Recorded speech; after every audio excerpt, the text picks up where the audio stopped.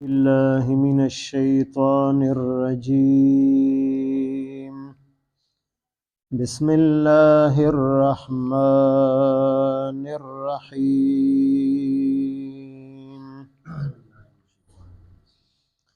يا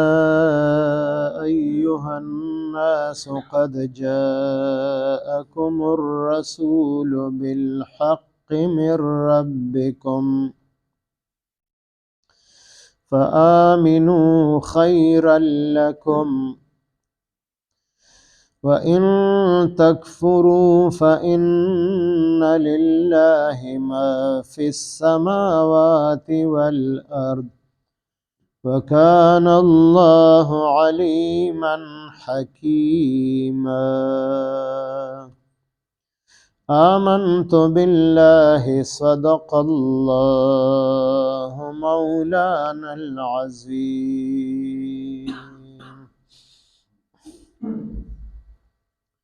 سورہ نساء شپږم سپارہ آیت نمبر 170. دینه مخکې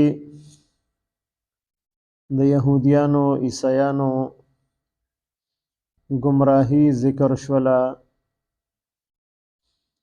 چې هغې د رسول الله صلی الله علیه وسلم نه یو لیکلی شوی تیار کتاب غوښته، مطالبه کوله چې څنګه تورات، انجیل او زبور دغه آسماني کتابونه په هغې پیغمبرانو باندې ټول کتاب تحریري شکل کې په یو ځای نازل شوی دی، نو دغه شان آسماني کتاب موږ ته هم راوړه، موږ به ایمان راوړو. بیا د نبی علیه السلام په نبوت او رسالت باندې او د هغې په حقانیت او صداقت باندې دلایل ذکر شو. اوس هغې ټولو باطلو فرقو ته الله پاک د ایمان دعوت ورکوي، یا ایها الناس لفظ باندې، چې په دې کې خطاب د ټولې دنیا انسانانو ته دی، که هغه یهودیان دي، که هغه عیسیان دي، که هغه کافران او مشرکان دي، که نور گمراه خلق دي، نو ټولو ته الله پاک د ایمان دعوت ورکړی دی. او دا خبره ورته فرمایلی ده چې د الله رسول صلی الله علیه وسلم تاسو ته تشریف راوړی دی، حق خبرې راوړي دي د ستاسو د رب د طرف نه، نو تاسو ته د ایمان دعوت دی چې تاسو په ایمان راوړئ، د کفر و شرک نه، د یهودیت نه، عیسایت نه او د باطلو عقیدو نه توبه وباسئ، ایمان راوړئ. نو که تاسو ایمان راوړو نو دا ایمان به ستاسو په حق کې ډېر غوره او بهتر وي او د دې فایده به هم تاسو ته میلاویږي. او که ایمان هم رانوړو او د ایمان په مقابله کې کفر هم اختیار کو، نو الله پاک ته څه نقصان هم نشي رسولی، ځکه د ځمکې او د اسمانونو دا ټول مخلوقات دا الله پیدا کړي دي او الله د دې مالک دی.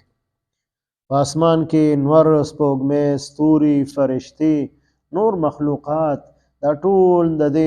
خالق او مالک هغه الله پاک دی. او څومره ډېرې فرشتي الله پاک پیدا کړي دي، حدیث مبارک کې راځي چې په اسمانونو کې د 4 ګوتو په مقدار باندې ځای داسې نشته دی چې هلته یو فرشته په عبادت کې مشغول او مصروف نه وي.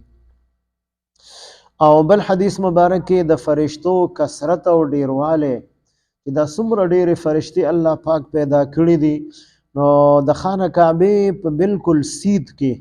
په اسمانونو کې په 9 اسمان کې د فرشتو کعبه ده چې هغې ته بیت المعمور ویلی شي.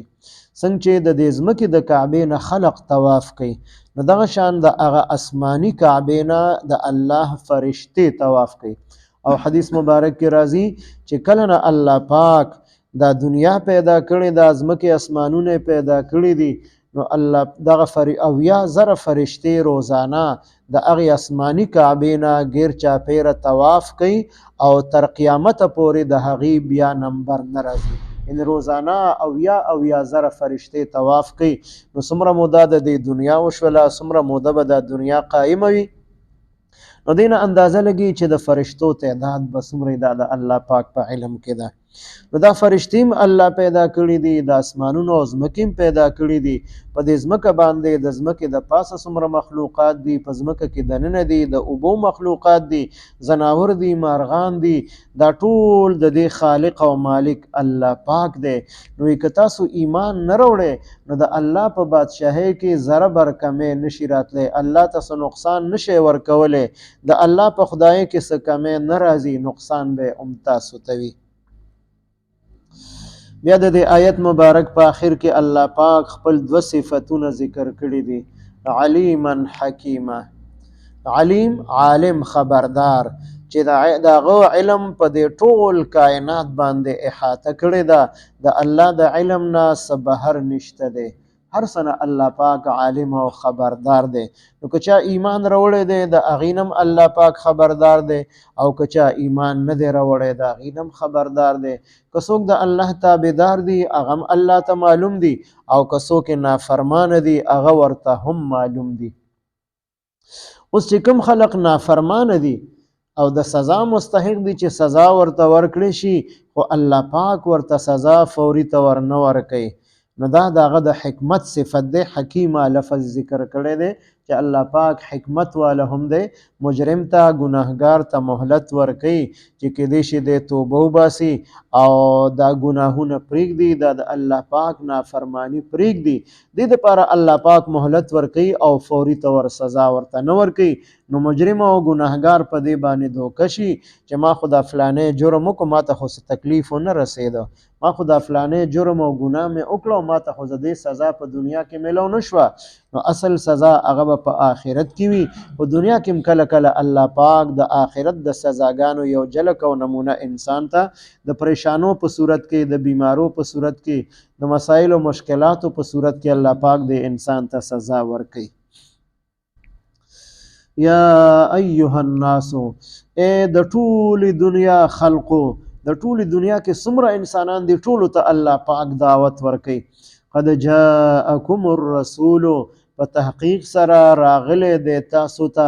د الله رسول صلی الله علیه وسلم بالحق چې یو حق دین راوړی دی تاسو ته یو حق کتاب تاسو ته راوړی دی یو حق قانون او شریعت راوړی دی تاسو ته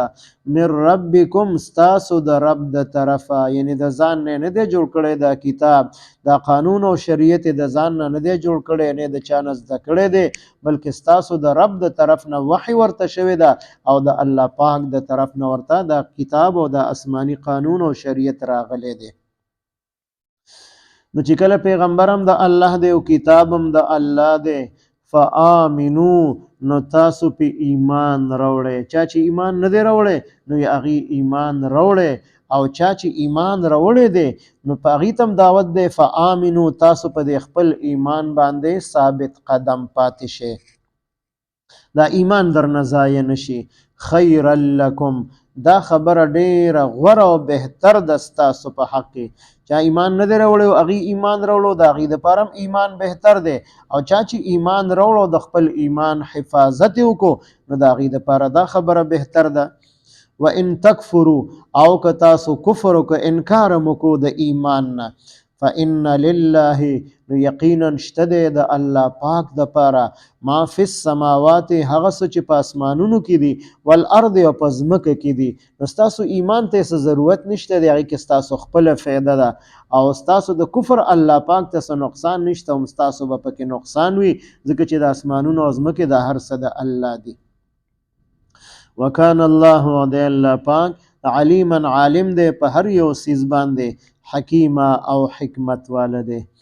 یا ایها الناس اے د ټولې دنیا خلقو قد جاءکم الرسول یقینا چې راغلی دی تاسو ته د الله رسول صلی الله علیه وسلم بالحق په حق دین او حق کتاب سره من ربکم ستاسو د رب د طرفه فآمنو نو تاسو ایمان راوړئ خیر لکم دا ډیر غوره او بهتر دي ستاسو دپاره و ان تکفرو او که چېرې تاسو کفر وکړئ انکار وکړئ د ایمان نه فإن لله نو یقینا شته دی د الله پاک د پاره ما فی السماوات هغه څه چې په اسمانونو کې دي والارض او په ځمکه کې دي دا ټول د الله دي وکان الله دی الله پاک علیما عالم حکیم او حکمت والده اللهم صل على سيدنا محمد وعلى آل سيدنا ومولانا محمد وبارك وسلم رب اجعلني مقيم الصلاة ومن ذريتي ربنا وتقبل دعاء ربنا اغفر لي ولوالدي وللمؤمنين يوم يقوم الحساب ربنا اغفر لنا ولإخواننا الذين سبقونا بالإيمان ولا تجعل في قلوبنا غلا للذين آمنوا ربنا إنك رؤوف رحيم ربنا هب لنا من أزواجنا وذرياتنا قرة أعين واجعلنا للمتقين إماما وصلى الله تعالى على خير خلقه محمد وعلى آله وأصحابه أجمعين آمين برحمته.